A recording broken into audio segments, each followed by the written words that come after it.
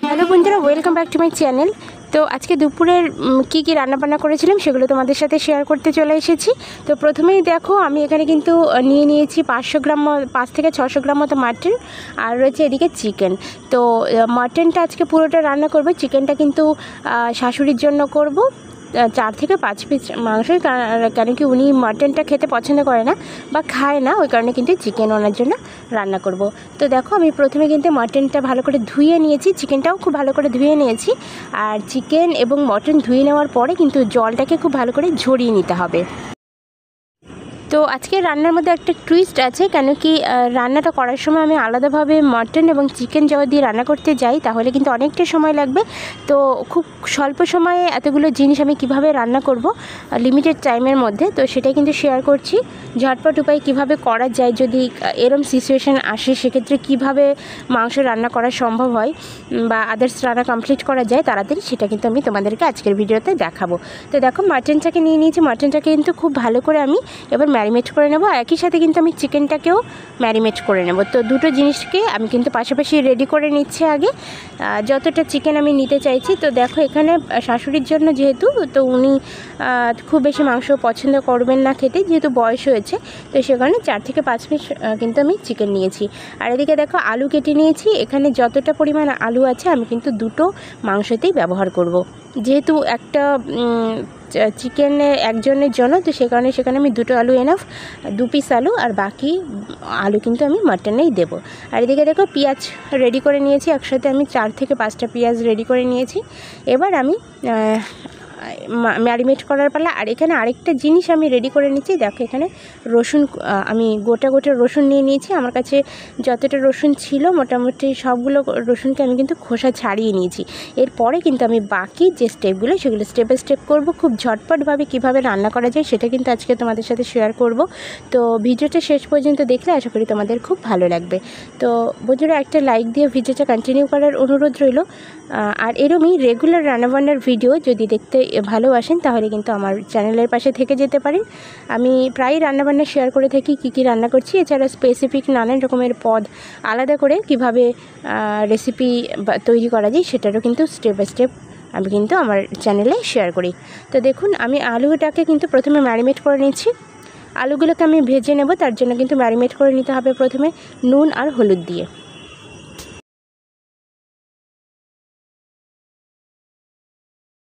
এবার আমি কড়াইয়ের কাছে চলে এসেছি।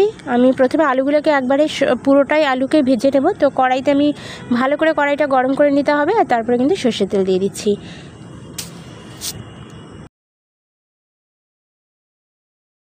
তো সর্ষের তেলে আমি রান্না করতে বেশি ভালোবাসি, তো সর্ষের তেল দিয়ে দিয়েছি। আর মাংস সাধারণত সর্ষের তেলে রান্না করলে কিন্তু টেস্টটা বেশি ভালো লাগে। তো এবার আলুগুলোকে সবগুলোকে দিয়ে দিচ্ছি, দিয়ে কিন্তু খুব ভালো করে আলুটাকে ফ্রাই করে নিতে হবে। আলুটা যতক্ষণে ফ্রাই হচ্ছে ততক্ষণ আমি মাটনটাকে ম্যারিনেট করে নিচ্ছি। খুব বেশি জিনিস দিয়ে ম্যারিনেট আমি করব না। মাটন এবং চিকেন দুটোকেই কিন্তু আমি একই জিনিস দিয়ে ম্যারিনেট করছি, সেটা হচ্ছে দেখুন, নুন দিয়ে দিচ্ছি। প্রথমে মাটনে দিয়ে দিলাম, এবার কিন্তু আমি চিকেনে একই রকমভাবে নুনটাকে দিয়ে দেবো, আর দিয়ে দিচ্ছি কিন্তু সামান্য পরিমাণ হলুদের গুঁড়ো। তো দেখুন, আমি কিন্তু চিকেনে নুনটা দিয়ে দিচ্ছি। ম্যারিনেট করার জন্য খুব বেশি জিনিস কিন্তু আমি ব্যবহার করি না, নুন, হলুদ এবং তার সাথে সামান্য একটুখানি কাশ্মীরি লাল লঙ্কার গুঁড়োই যথেষ্ট। কারণ ম্যারিনেট, আর এর মধ্যে লেবুর রস কিন্তু অবশ্যই দিতে হবে। লেবুর রসটা দিলে যে মাংসের পিসগুলো সেগুলো একটু মানে নরম হয় এবং তাড়াতাড়ি সেদ্ধ হয়। তো সে কারণে লেবুর রসটাও কিন্তু আমি ব্যবহার করি। তো এই যে আমি লেবুর রস নিয়ে নিচ্ছি, পাতি লেবুর রস দিয়ে দেবো। 3 থেকে 4 ফোঁটা লেবুর রস দিলে কিন্তু এনাফ।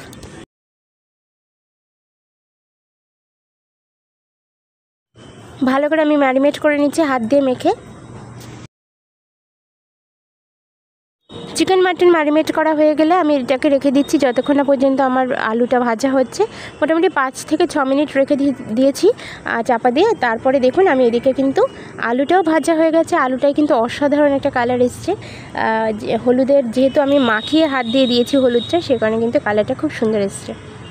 তো ভালো করে আলুটাকে ফ্রাই করে নেব। আর আলু এরকম একটু বড় বড় করে কাটলে কিন্তু ভালো লাগে, এবং যেহেতু মাটনের সাথে আলুটা বেশি ব্যবহার করব সে কারণে কিন্তু একটু বড় বড় করে আমি আলুটাকে কেটেছি। আরেকটা কথা হচ্ছে, মাটনটা রান্না করার জন্য আমি কিন্তু একটা স্পেশাল পদ্ধতি ইউজ করি, যেটাতে কিন্তু খুব তাড়াতাড়ি মাটনটা সেদ্ধ হয় এবং রান্নার পরে টেস্টটা কিন্তু অসাধারণ আসে, খেতেও কিন্তু খুব ভালো হয় আর একদম মুখের মধ্যে মোমের মতো নরম হয়ে গলে যায়।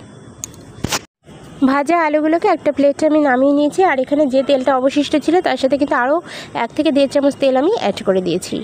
এবার আমি এখানে ফোড়ন ইউজ করছি। দেখুন, প্রথমে কিন্তু আমি গোটা গরম মশলা ফোড়ন দিয়ে দিচ্ছি, দারচিনি, লং এবং এলাচ, এই তিনটেই এই কটা জিনিস আমি দিচ্ছি ফোড়নে।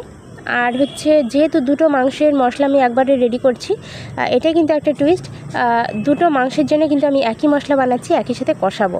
তো তারপরে দেখুন আমি কি করছি। তো প্রথমে দেখুন আমি গরম মশলাগুলো দেওয়ার পরে আমি এতে সামান্য পরিমাণ জিরে দিয়ে দিচ্ছি, গোটা সাদা জিরে যেটা হয় সেটা কিন্তু আমি দিয়ে দিচ্ছি। এতে কিন্তু ফ্লেভারটা দুর্দান্ত আসে। যে ফোড়নটা আমি ব্যবহার করছি এই ফোড়নটা মাংসের জন্য কিন্তু অসাধারণ একটা ফ্লেভার দেয়, খেতেও কিন্তু খুবই ভালো হয়। তো দেখুন দুটো শুকনো লঙ্কাকে আমি ভেঙে এর মধ্যে দিয়ে দিচ্ছি। শুকনো লঙ্কাটা দেওয়ার পরে একটু স্পাইসি ভাব আসবে এবং গন্ধটাও কিন্তু খুব সুন্দর আসবে। একটা তেজপাতা আমি ভেঙে ছিঁড়ে এর মধ্যে দিয়ে দিচ্ছি। তেজপাতাটাকে আগে ভালো করে ধুয়ে পরিষ্কার করে মুছে রেখেছিলাম। ভালো করে ফোড়নটাকে একটুখানি ভেজে নিতে হবে।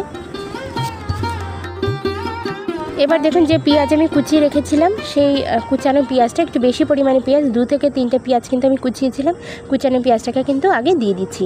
এবার এই পেঁয়াজটাকে লাল লাল করে ভেজে নেব। পেঁয়াজটাকে তাড়াতাড়ি করে ভেজে নেওয়ার জন্য সামান্য নুন কিন্তু এতে অ্যাড করে দিতে পারেন, এতে করে কিন্তু পেঁয়াজটা তাড়াতাড়ি নরম হবে। এবার দেখুন আমি এতে কুচানো টমেটো দিয়ে দিচ্ছি। একটা বড় টমেটো আমি কুচিয়ে রেখেছিলাম, পুরো টমেটোটা কিন্তু আমি দিয়ে দেবো। টমেটোটাকে একটু নরম করে আমি নেব, তারপরে কিন্তু মশলা এতে ব্যবহার করব। তো টমেটোটা নরম করার জন্য আমি গ্যাসের ফ্লেমটাকে একটুখানি লো করে দিয়েছি এবং একটু সময় নিয়ে কিন্তু টমেটোটাকে নরম করে দেবো। টমেটোটা আপনারা কিন্তু পেস্ট করে দিতে পারেন, আমি এখানে কুচিয়ে দিয়েছি, খুবই ছোটো ছোটো করে কুচিয়েছিলাম। আর এখানে দেখুন দিয়ে দিচ্ছি আদা বাটা, বেশ অনেকটা আদা কিন্তু আমি বেটে নিয়েছি, প্রায় 3 ইঞ্চি মতো আদা এখানে বাটা রয়েছে। আদা বাটাটাকে আমি ব্যবহার করে দিচ্ছি, মশলার মধ্যে দিয়ে দিচ্ছি। শিল নোড়াতে আমি বেটে নিয়েছি, আপনারা চাইলে মিক্সার জারেও কিন্তু আদাটাকে বেটে নিতে পারেন। আদার একটা কাঁচা গন্ধ থাকে, তো ভালো করে আদার কাঁচা গন্ধটা চলে যাওয়া পর্যন্ত কিন্তু আগে আদাটাকেই আমি একটু ভেজে নিচ্ছি তেলের উপরে। এরপরে কিন্তু আমি দিয়ে দেবো যে রসুন বাটাটাকে একটু পরে দিলেও কোনো অসুবিধা নেই। রসুনের যে স্মেলটা সেটা কিন্তু খারাপ লাগে না, বাট আদার যদি কাঁচা গন্ধটা পাওয়া যায় সেটা কিন্তু ভালো লাগে না খেতে, সে কারণে আদাটাকে একটু বেশি ভালো করে আগে ফ্রাই করে নিতে হবে। আমি একটা বাটি নিয়ে নিয়েছি, তার মধ্যে প্রথমে দিয়ে দিচ্ছি হলুদের গুঁড়ো, 2 থেকে 3 চামচ মতো পরিমাণ মতো হলুদের গুঁড়ো কিন্তু দিয়ে দিচ্ছি, যেহেতু দুটো মাংসের মশলা। দিয়ে দিচ্ছি 2 চামচ মতো জিরের গুঁড়ো, 2 চামচ মতো জিরের গুঁড়ো, কেন কি এখানে দুটো মাংসের জন্য আমি ব্যবহার করছি, আমি কিন্তু বারবার রিমাইন্ড করছি, এতটা মশলা কিন্তু একটা মাংসের জন্য ব্যবহারের প্রয়োজন হয় না। এবার আমি দিয়ে দিচ্ছি 2 চামচ মতো ধনিয়া পাউডারটা দেওয়ার পরে আমি এতে 2 চামচ মতো কাশ্মীরি লাল চিলি পাউডার দিয়ে দিচ্ছি। কাশ্মীরি লাল চিলি পাউডার দিলে খুব সুন্দর একটা কালার আসে, বেশ একটা লাল লাল কালার আসে, আর মাটনটা একটু লাল লাল কালার আসলে কিন্তু দেখতে বেশি ভালো লাগে। তো সে কারণে কিন্তু কাশ্মীরি লাল চিলি পাউডারটা ব্যবহার করছি। আপনারা চাইলে এখানে কিন্তু শুকনো লঙ্কার গুঁড়োও ব্যবহার করতে পারেন। আমার বাড়িতে যেহেতু ছোটো বাচ্চা রয়েছে সে কারণে কিন্তু আমি লঙ্কার ভাগটা খুব একটা দিই না, লঙ্কাটা একদম আপনারা যেরকম যার যার পছন্দের মতো দিয়ে দেবেন। তো ভালো করে এই জিনিসগুলো দেওয়ার পরে আমি কিন্তু একটু জল দিয়ে এটাকে গুলে নেব। গুলে নিলে কি হবে, মশলাগুলো কিন্তু একটু নরম হয়ে যাবে, আর কিন্তু বাটা মশলার যে টেস্ট সেটা কিন্তু চলে আসবে। এবার এদিকে দেখুন আমার পেঁয়াজ এবং টমেটোটা খুব ভালো করে ফ্রাই হয়ে গেছে, আদা দেওয়া রয়েছে, রসুন দেওয়া রয়েছে। এর মধ্যে আমি দিয়ে দিচ্ছি যে গুলে রাখা গুঁড়ো মশলাগুলো, সেটাকে কিন্তু ঢেলে দেবো বাটিটা সমেত। বাটি ধুয়ে আমি একটু জলেতে দিয়ে দিচ্ছি, তাতে করে কিন্তু মশলাটা তলা দিয়ে পুড়ে যাবে না এবং টেস্টটা কিন্তু ভালো আসবে। এবার কিন্তু আমি খুব ভালো করে নাড়াচাড়া করতে করতে মশলাটাকে কষিয়ে নেব। মশলা যত ভালো কষানো হবে তত ভালো কিন্তু আপনার রেসিপিটা তৈরি হবে।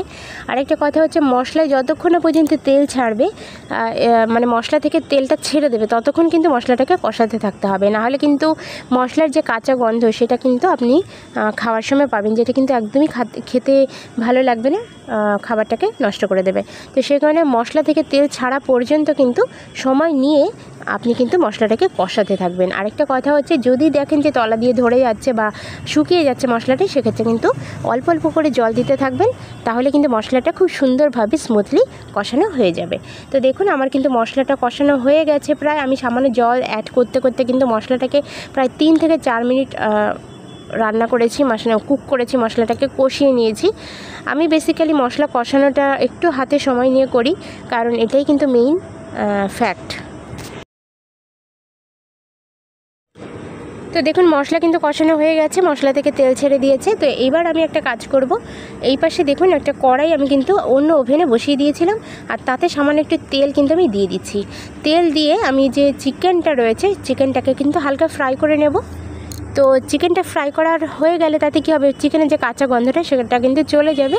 চিকেনটা সাধারণত ফ্রাই করেই আমি রান্না করি, তো সেই জন্য আমি এইভাবে করছি। আপনারা চাইলে কিন্তু সরাসরি চিকেনটাকে দিয়ে তার মধ্যে মশলাটাকে দিয়ে দিতে পারেন, বাট আমি কিন্তু একটু ফ্রাই করে নিই, এই কারণে কিন্তু আমি চিকেনটাকে তেলের মধ্যে দিয়ে দিচ্ছি। 2 থেকে 3 মিনিট জাস্ট একটুখানি ফ্রাই করে নেব, জাস্ট খুব বেশি ফ্রাই করার দরকার নেই। এবার মশলা কষানো যেহেতু হয়ে গেছিলো, কষানো মশলা কিন্তু আমি ওই কড়াই থেকে নিয়ে এই কড়াইতে দিয়ে দিচ্ছি। এতে করে কি হবে না, আপনার কিন্তু একবারে কিন্তু মশলাটা কষানো হয়ে যাবে, গ্যাস এবং আপনার যে বাকি যে ইনগ্রিডিয়েন্ট সেগুলো কিন্তু বেশি নষ্ট হবে না। তো এইভাবে কিন্তু আমি এর মধ্যেও মাংসটাকে দিয়ে দিচ্ছি, মাটনটা যেটা কষাবো তার মধ্যেও কিন্তু আমি মাটনটাকে দিয়ে দিয়েছি। এইবার আমি দুটো মাটন এবং চিকেনকে আলাদা আলাদাভাবে সময় নিয়ে কষিয়ে নেব। তো দেখা হচ্ছে 5 থেকে 7 মিনিট পরে মাংস কষানোর পরে। মাংসটা যখন খুব ভালোভাবে কষানো হয়ে যাবে, আমি আলু দিয়ে দেব।